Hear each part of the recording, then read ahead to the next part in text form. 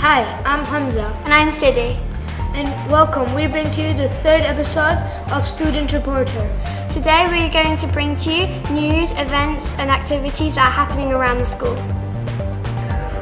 In the first phase, Kareem and Sia are talking to Mr. Beadle at the head of exams. Today we're going to interview Mr. Beadle for ICT and exams. Do you feel that children excel in your lessons? Yes, I think they do. I think they try hard and I think they enjoy what we actually try to present to them. And we've introduced lots of new subjects this year with programming, Kodu, and using Python, and also the new GCSE in ICT as well, which has been a really exciting change for the subject. What is the difference between teaching primary and secondary? Well, primary tends to be a lot noisier to start off with. They have a lot of enthusiasm that you have to try and curb. And secondary, you have to keep them motivated a lot of the time as they work through stuff. But they're both challenging, but both very interesting year groups to teach. Yeah. How much pressure is put on the students during exams? Well, they get a lot of pressure to be on time and to make sure they're revised a lot for their exams because they are very important for them. They're a benchmark of which the rest of the world tests them and evaluates them, so it's important that they do put pressure on them. But at the same time, they've also got to, if they've done all the revision and they've done the work beforehand, then they should feel the pressure much less. How do you feel about exams? Oh, when I was your age, I hated exams, I have to say, but I now see their importance, and I've had my own children go through exams and seen the joy when they've actually got good results after a lot of work. Thank you, Mr. Beadle. Thank you very much. Hello, I'm now here with Miss Binks. Now I'm just going to ask her a couple of questions and see how it goes. How long have you been in RIS? I started in August 2010, so it's my 5th year here. Do you enjoy it here?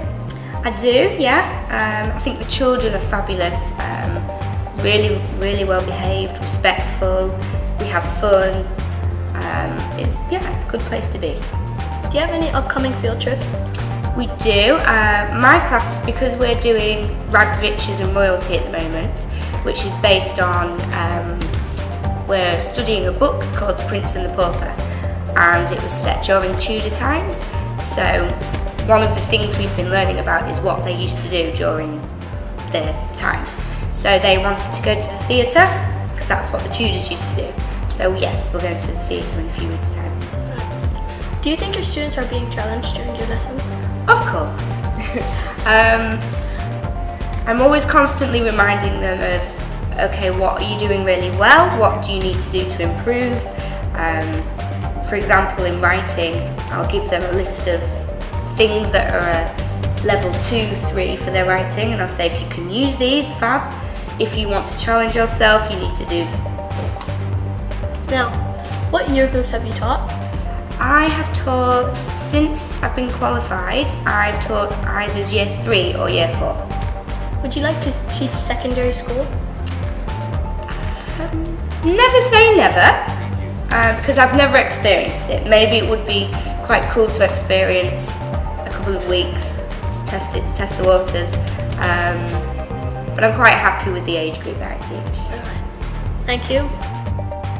Hello, here I have Mr. Moran in year 2A. So, how do you encourage your students to work harder? I think the best way to get children to work harder, children of any age, is to get them enjoying their learning and getting them to want to work harder for you. So we've put a lot of time into developing topics this year that the children are really interested in. We also ask the children what they want to learn, which we found motivates them to work as hard as they can and gets them excited about their learning. Do you think your pupils are ready for the challenge of year 3, and why do you think?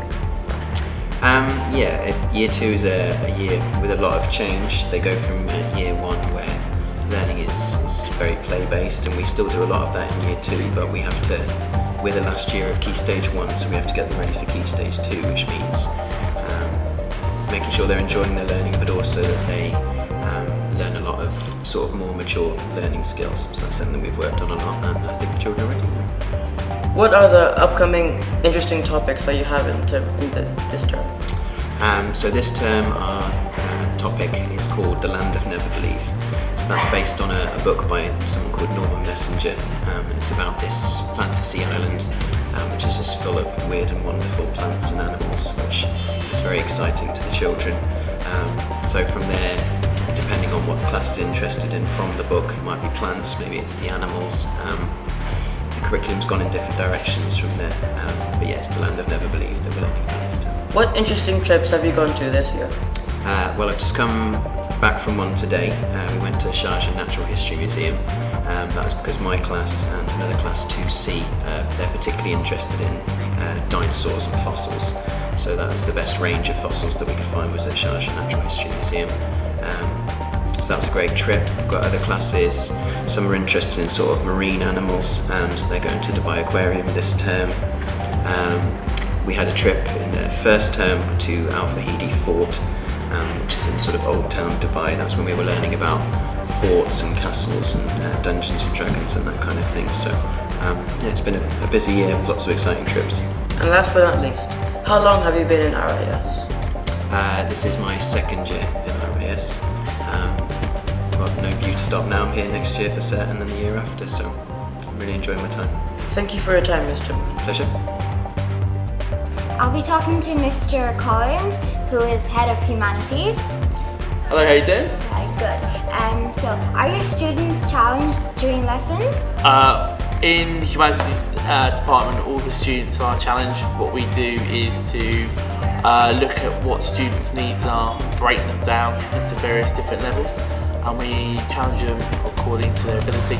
But also what we do is to also change the different tasks, so we allow all students' talents to raise through, and also we do a lot of work where they're not just necessarily writing, but also drawing things, but also creating things as well. So it allows all the students to have a challenge.